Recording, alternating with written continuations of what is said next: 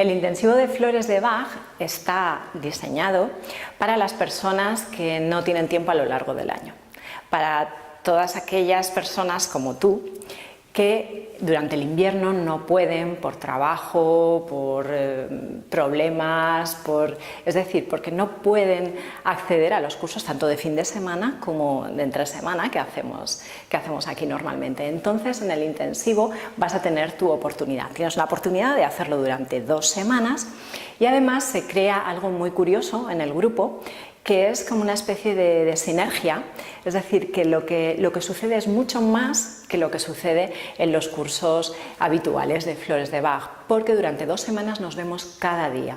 Entonces, en ese vernos diario, sucede que las personas no pierden el hilo, están constantemente estudiando, preparándose, se hace muchísimo más compañerismo. Entonces yo creo que lo vas a disfrutar muchísimo porque realmente produce un impacto mucho mayor.